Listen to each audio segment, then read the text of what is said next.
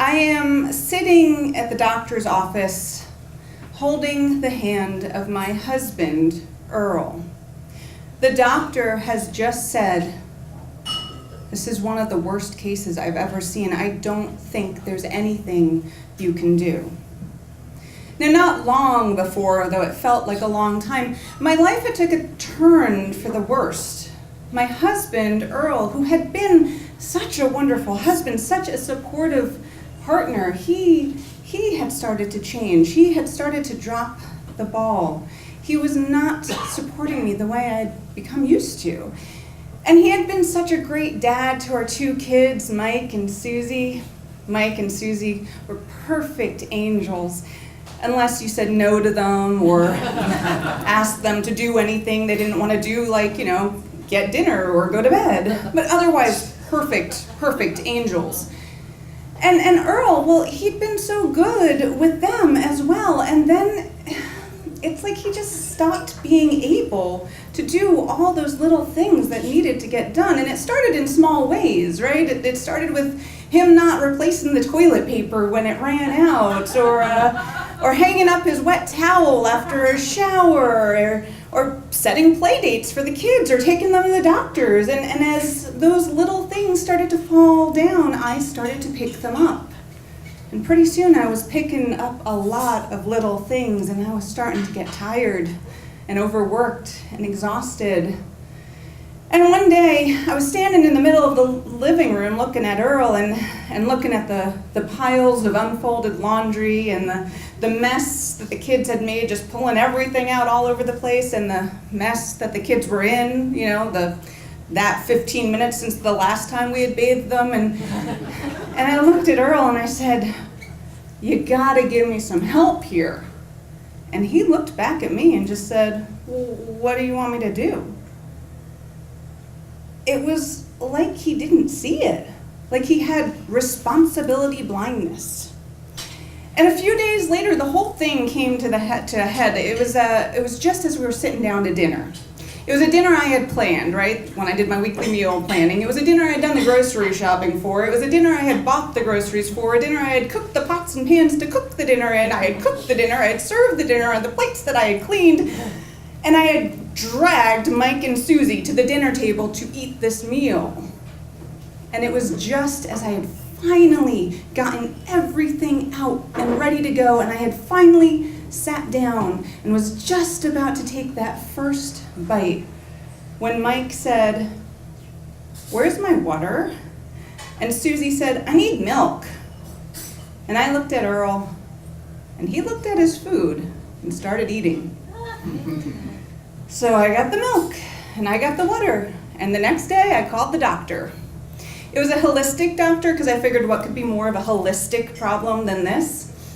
So we were sitting in the doctor's office, and the doctor, she said, "Tell me what's going on." And I did, and I told her about how I was doing everything, and I was exhausted, and I was worn out, and I was tired, and I needed help, and I needed my partner back. And she looked at him, and his eyes were sort of glazed over, and she said, "I think this is one of the worst cases I've ever seen. I don't think there's anything you can do." And I said, "That is not an option. You have to give me something. You need to tell me what to do." And she sort of crunched up her nose and she said, "Well, there's one thing, but it's very dangerous, and I don't think it'll work." And I said, "I'll do it. I'll do anything. Just tell me." And then her eyes kind of got this far away glance at she was glaring at the distance, and she said, "You must climb to the top of the highest mountain. You must gather snow from the top of the highest mountain and carry it to your husband in a sack made from the skin of the king of the forest." I said, when I said anything, I kind of thought you were going to give me a prescription. So she said, do you want me to write that down for you? And I said, yes, and she did, and then it still didn't make any sense. So I said, okay, you gotta help me out here. What am I supposed to do? I don't understand this. And she said, no one can help you. This is your quest. And if you follow the rules, if you succeed, you may win your partner back. So I grabbed the prescription and I stuffed it in my pocket, and I grabbed Earl's hand and I stuffed him in the car. And we went home and I deposited Earl on the couch and I put a blanket over him and I turned the TV on for him. And then I went and picked up Mike and Susie and I deposited them on the floor and I gave them each an open box of cereal. I didn't know how long I was going to be gone and I didn't want them to starve. And then I went to the kitchen and I grabbed one of my good cooking knives, one of the really sharp cooking knives, and I had with me, of course, my mom emergency fanny pack, which was loaded with goodies. And then I started to leave, but I stopped to take one more glance back at my family, just in case I didn't see them again. And Earl, he was laying on the couch, eyes kind of glazed over, staring at the TV. And Mike and Susie, they were just throwing cereal at each other. And I guess I got a little mean streak, because I went and I grabbed the remote and I put it on the floor about a foot away from Mike and Susie. And then I left before the screaming started. I headed west on 66. I didn't know what else to do, but that's where you go when you're looking for mountains in Virginia. And I just kept driving, looking for a sign. And I didn't know what kind of sign, and I hoped I would know it when I saw it. And after a few hours, after the conference centers and the McMansions dropped away, I was breathing that fresh mountain air, and I saw the sign, and it was clear. It was one of those brown attraction signs. It just said, King of the Forest, next exit. So it's pretty clear. So I followed it, and at the end of the exit it said, parking for King of the Forest. So I parked there. It's just one of those unpaved little gravel areas, and I took my knife and my fanny pack, and I headed into the woods. Now, it was winter, and so the trees were bare, and yet after just a few steps into the forest, it's like the branches blotted out the sun, and I found myself in this deep, dark wood, and every step I took frightened me. There were all these weird noises, and I was looking for some sort of animal to skin, and I didn't know what I was looking for, but the only animals I saw were the squirrels.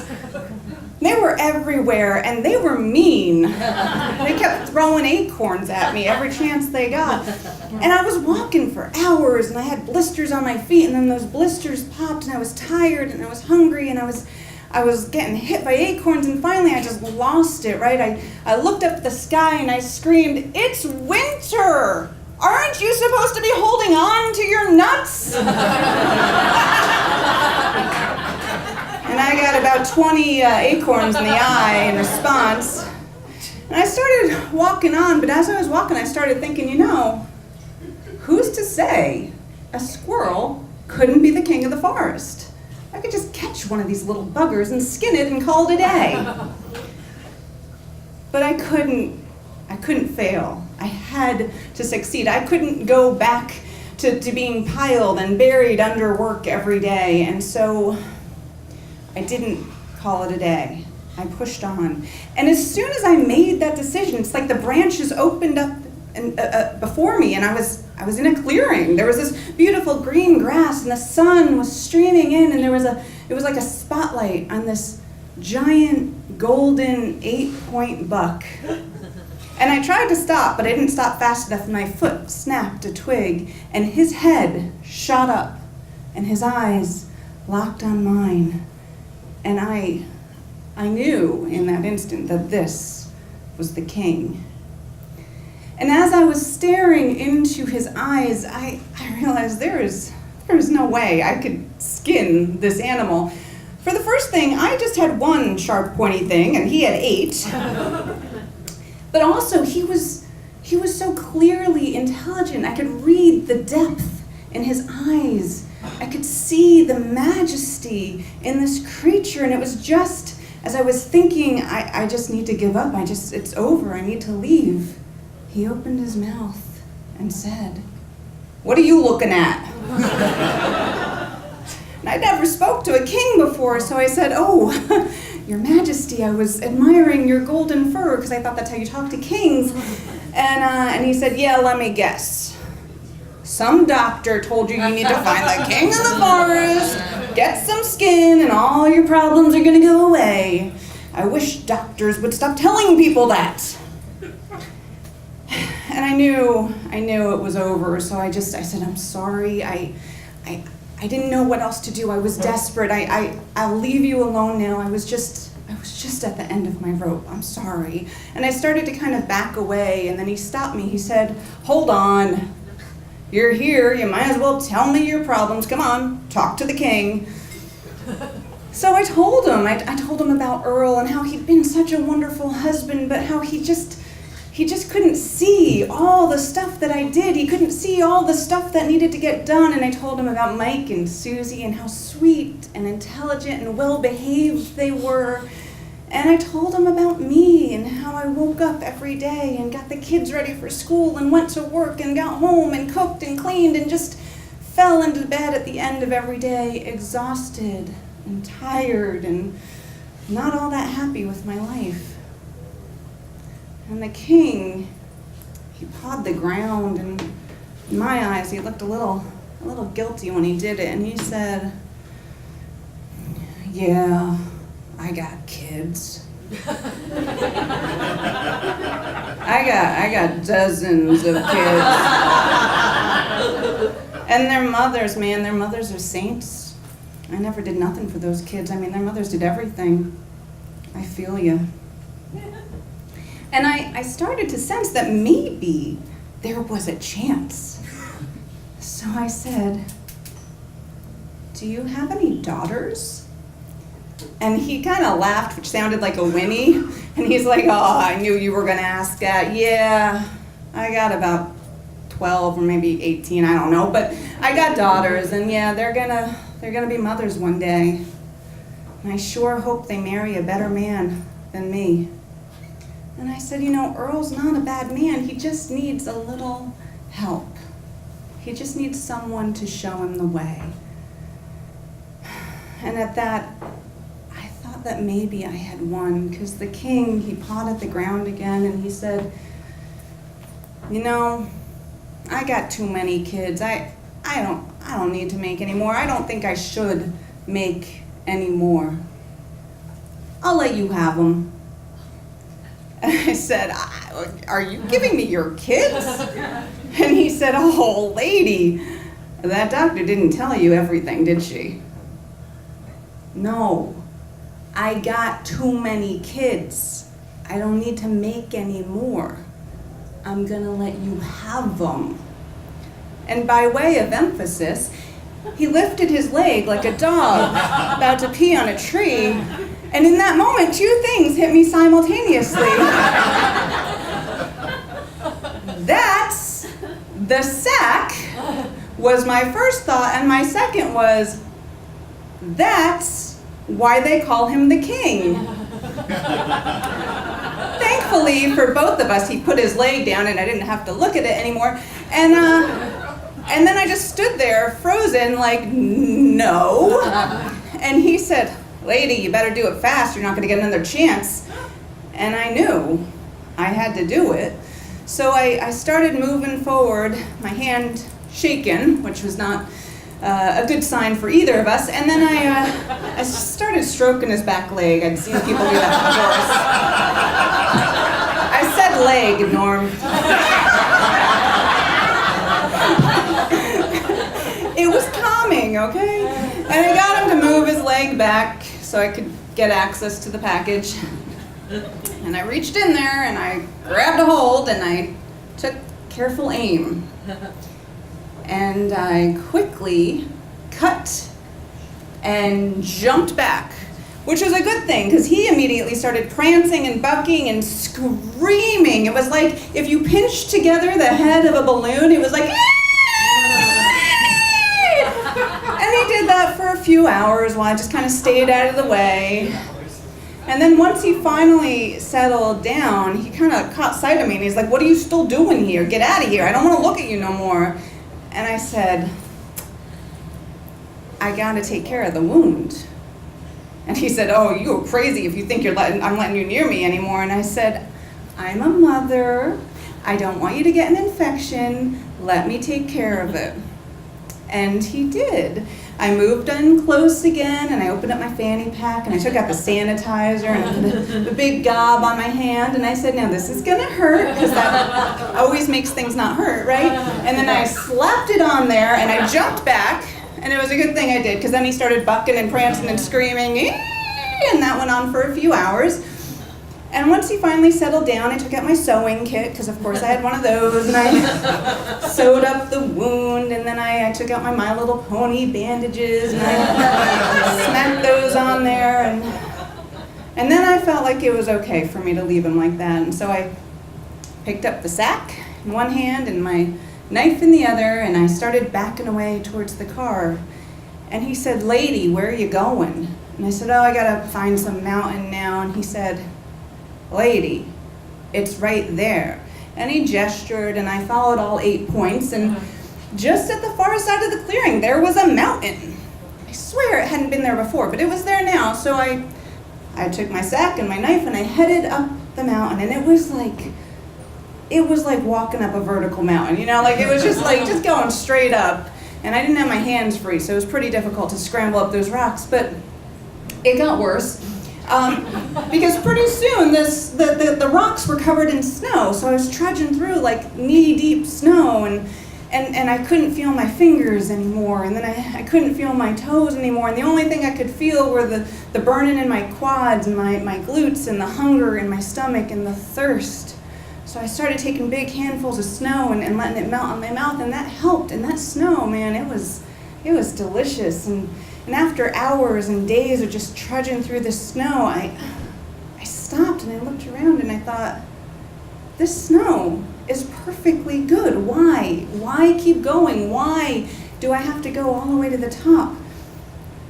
But I couldn't fail. I needed this to work. I couldn't go back to climbing a mountain every single day. So I decided to push on. And it was like as soon as I made that decision, my next step took me over the other side of the mountain. I almost fell down the other side of the mountain. I was at the top.